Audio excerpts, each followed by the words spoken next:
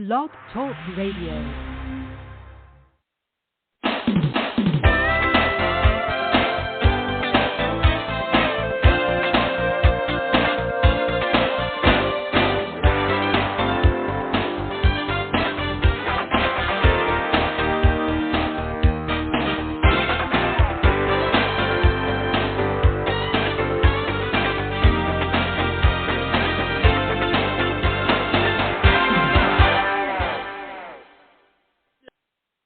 Morning.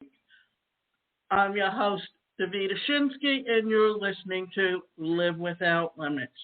Today's show is titled, How to Measure Content Success at Every Stage of the Funnel. For one thing, a content is whether it's a blog, an article, or even a podcast, you are creating content. Content is everywhere, in your emails, on your website, on your blog, even on your social media channels. We're often guilty of churning out content just because we know we have to, with no regard to the why. Why are you writing and publishing? How does every piece of content you put out there help you meet your business goals? Content can fulfill a lot of roles and help you meet a lot of goals. Let's see how to measure the way each piece of content lives up to the expectation. For one thing, I like helping people, and because of that, I've always done things that can help someone else live the best quality of life possible. The content KPIs to measure at every stage of the funnel. Content performance and awareness stage. Content created at this stage is ideal for new companies who want to make potential buyers aware, hence the name of their existence. Measuring awareness is a bit tricky because there's no way to definitely say how much return on investment it will have in the long run.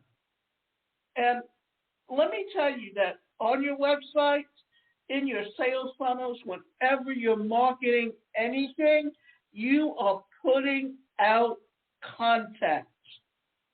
Organic search impressions on how many times your content appeared in the SERPs, or the search engine results pages. If you write optimized content, then this is the first clue that you're doing something right. Of course, impressions without clicks mean that you probably need some more work on your headlines, on your meta descriptions, but it's a good start. It means that people see your brand out there, and the next time you pop up in the search results, your name will already feel familiar and more trustworthy. For one thing, you want your customers to get to know, like, and trust you. And the best way you can do that is through your content. That is one of the purposes for having and creating content. Views and reach on social media, the same as above. Your content made its way under some eyes. Now, if your reach is higher than the average organic reach for certain social media platform, you're doing something right. If it doesn't bring other results like clicks or engagement, it might need some fine-tuning. And that means do your research. Learn. What are the keywords? What are the buzzwords that your niche hears and sees, and how are you going to reach them? Remember, you need to know the right words to put out, how to express what it is that you do, and say it in a way that it resonates with the people that you want it to reach. Share a voice. This is a term borrowed from the PR and extended to any measurable metric in any type of marketing tactic. It measures how often your brand shows up in such results compared to the competitors. The formula is number of mentions in your brand times total number of brand mentions. Yours plus your competitors times 100 equals your SOV, or your share of voice. New users on your website.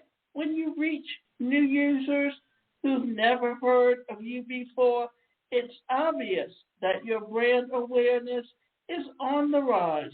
You can easily track this metric by Google Analytics.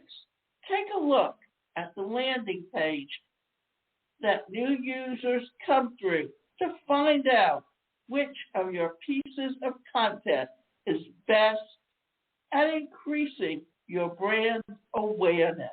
Now, let's kind of go back and let's talk a little bit about brand awareness. For one thing, brand awareness is that people understand what it is that you have to offer, and it gets your name out there. So let's kind of talk a little bit about what brand awareness strategy is. So one of the things is that you want your customers to get to know you. And the best way they can get to know you is by the things that you do. And some of them are really good. So let's kind of talk quickly about how to increase brand awareness so that it offers you exactly what you're looking for. So does that sound familiar? Do you have a suite of new clients who want to increase their brand awareness amongst consumers? They're relying on you to answer this one big question. How can they do so? So according to Sprout's 28 Social Index, social marketers' top priority is to increase brand awareness. So here's what we're going to talk about. What is brand awareness? Brand awareness is the way in which consumers recognize and remember your business. The greater the brand awareness you have, the more audiences will be familiar with your logo, messaging, and products. The definition is broad, but so is brand awareness. It's an all-encompassing term for how aware and informed people are about what your brand has to offer. So why is it important? Well, brand awareness is important because it helps audiences understand, recall, and become comfortable with your branding and products. If you can build brand awareness among your target demographic, you can help your brand become top of the mind when these consumers are ready to research and make a purchase. So think about it. Since customers already recognize your brand, they will be more likely to buy from your business than, say, a competitor's business with which they're not as familiar. Brand awareness is often seen as the first stage of the marketing funnel. By creating brand awareness, you can cast a wide net across your audience of potential buyers.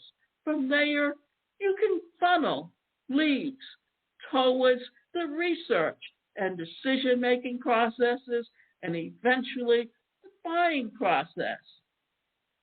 So how does digital marketing increase brand awareness? Well, it's no secret that people today spend a great deal of their time online, more than 6 hours per day, which indicates that the internet is not a place to miss if you're looking for brand awareness. Get in front of consumers where they are and take advantage of all the existing awareness opportunities available in the digital world today and come in the future. So how to build your online brand awareness? For one thing, guest blog for other sites. It's important for brands to run their own blogs and build own audiences, but they can only drive so much mileage from these assets. This is where the guest blogging comes in. This is the process of writing and pitching blog posts for another publication, research blogs, and publications in your industry. Search for industry keywords and guest posts via trusty old Google and social channels. For that client in education, quick search of education guest blogging brings you the list of education blogs that accept guest posts. Now, make a list of the guest post accepting sites that your brand is a good fit for. Check each of the site's blog content, comment section, and social channels for better understand who their audiences are and how they engage with the content. You'll want to make sure that you can provide content that fits into the offerings while also offering a fresh take, shareable infographics. Shares are crucial for reaching new audiences on social media. They ensure that your content gets seen by people beyond your follower base, and they build organic reach in the wake of pesky algorithm changes. It's especially true on Facebook, where the algorithm favors shares from friends and family over posts from brands. One of the most shareable content formats out there is the infographic. They're visually engaging, easy to consume, and more fun to read than a regular article. Remember that the brain processes visuals 60,000 times faster than plain text, and 94% of the blog posts with visuals get more engagement. Improve your SEO with user intent related keywords. Search engine optimization may seem intimidating, but it's simple to implement, and it's vital to a brand's exposure online. It involves getting your content seen by search engines like Google and placed on search results pages. Here's how you can use keywords to improve your search engine optimization today. Research keywords in your industry and content categories. These are the words that your target audience are searching to find companies like yours, when optimizing for the brand awareness, you want to focus on incorporating informational keywords into your content. These are keywords that match searches of people beginning their buyer journey and kicking or looking to learn more about products that are out there. And they use tools like SEM Rush and MOZ Keyword Researcher to find the most important keywords in your industry and among your competitors. But content around these keywords, say you're a fashion retailer and you find that a lot of people are searching for fall boots. You might create a post titled 5 Fall Boots Kick Off the New Season. A good way to go about this is to use a cluster model. Incorporate your keywords into the headline, body, and imagine titles of your post. The more mentions, the easier it is for Google to pick up your post. A red flag: don't overstuff your post with keywords, however, because Google will penalize you for this. There's a fine balance.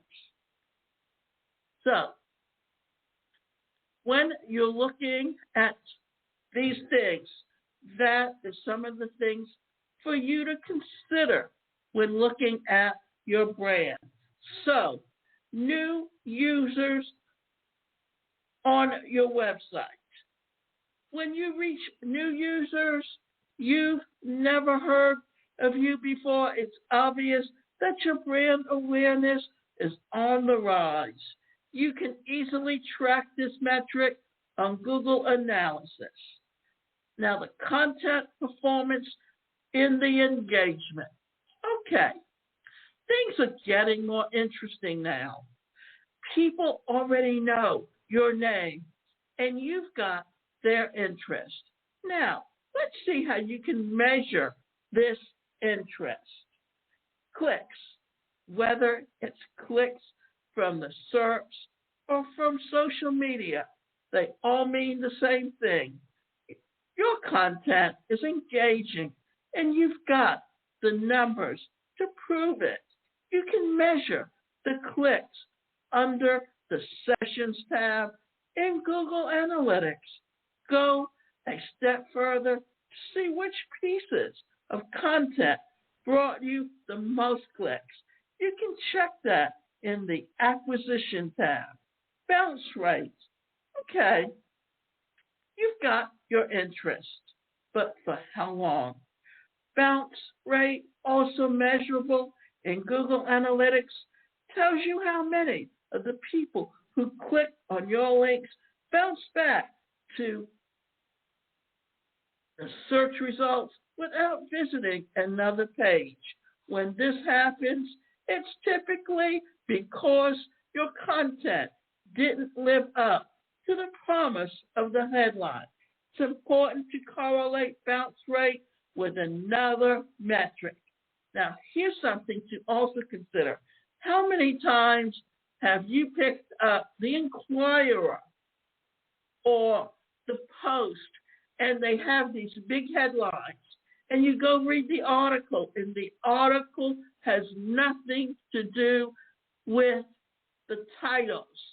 So what is the likelihood that you're going to pick up that magazine the next time, or even spend your money on something? So that becomes things for you to consider when you're looking at your metrics. Time spent on a page. Most CMSs have plugins that display read time next to any piece of content. While it's true that the most people scan and skim content, if the average time spent on a page is much lower than the read time, a few seconds. Maybe it's time to revisit that page. You will see on Quora or any magazine that the articles they post, they will literally tell you how many minutes it will take to read that article. So knowing whether or not people are reading what you have to offer can tell you how long they're spending on your articles and what's the bounce rate on that. So content performance in the purchase conversion stage. We have finally arrived at the metrics that rule them, the ones that you can track with actual money. The content that takes readers to the stage is your goose with the golden eggs. Take care of it and try to create as many similar pieces as possible. Here's what you can track at that stage. For one thing, purchases. If you sell something directly from your website, you can easily see which piece of content got people buying. You can have and add a visited page title condition in Google Analytics to track which of your content pieces are your best sellers. Speaking of this, return on investment. When you know which of your content pieces got people buying, you can easily calculate content return on investment and how much you get paid for the pieces that made the sales. Goal completion. If you're selling a service, purchases are a bit harder to track, but not impossible. All you have to do is create some goals in Google Analytics and then see which content pieces help complete them. Goals can be anything that matters to your business. Downloadable, an ebook, signing up for a newsletter, filling in a contact form, and so on. Content can help you meet all sorts of goals. Be careful, though. A piece of content can rarely do everything in a sales funnel. To expect it to take people all the way from the awareness to the purchase is a mighty tall order. I'm not saying it can't happen. I've seen it happen for every agency and for a lot of clients, but those are rare occurrences. Ideally, each piece of content that you put out there should be optimized for one stage of the funnel and designed to help people move to the next. Now, what I want to do is go a little bit over what is a sales funnel. For one thing, a sales funnel is something that can help you put together a program of some kind. And what it is it's a process that you're putting your customers through and what it means. So let's talk a little bit about what a sales funnel is and see how it works. For one thing, this is what a sales funnel will do for you, because sales funnels can help you literally build your business. So, first of all, a sales funnel builder creates web pages that are needed as a part of the funnel. They also design them to make them look attractive. The majority of the time, they will write the copy that appears on the pages, and they will insert the copy provided by the business owner. So let's talk about how a sales funnel can really help you. So let's see. You really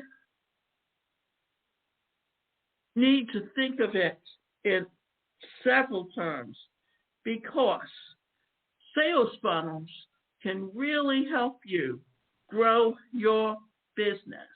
So what I'm going to do quickly is talk about the sales funnel guide, because what it does is it helps you to do that marketing. So if you want your business to get what it is that will help you to grow, you need to think in terms of how it can triple your process. So let's look at the sales funnel. It's awareness, which is first a person discovers your brand and becomes a lead. The second thing it does is it creates interest. Next, you build your interest in your products. The third thing it does is desire. Then your goal should be nudging the prospects from simply thinking that they like something to actively wanting it, possibly by making proposals, carefully placing glamorous advertisements for repeat exposure and action. Finally, you encourage a prospect to take the desired action. This is exactly what a sales funnel is meant to do for you, to put you in and take you through the journey. So, because when you put them through that journey, then what you can do is you can create an upsell, you can create a downsell, and you can also give them one-time offers. When you do those one-time offers, then you're getting them to think in terms of that if they don't get it now, it's going to be more expensive in the future. So the idea is, and you have to stick to this. You cannot decide later on that you're going to offer them something and then change it. So when you're thinking about a sales funnel, remember this: a sales funnel is a website, but what it is it's a journey. That what you're going to do is the first thing you're going to do is you want to collect their name and their email address, and to do so, you need to offer them something for free or for a very, very low price. That way, you're going to get their name and email address so you can put them into your autoresponder. And when you do that, then what are you doing? You're creating the opportunity for yourself to build a relationship in the future. Because once you've started to build that relationship, and that's where your brand awareness comes in, that's where you use your content marketing, because you're always going to do a 3-to-1 or a 4-to-1 ratio where you're going to give them content that's giving them good information that they can use, so that eventually they will always open your emails, and that increases your rate and guarantees you that you get into their inbox. And remember, you can go to my website, and that's the #1 personalcareercoach.com, and then you can sign up for either group coaching or individual coaching.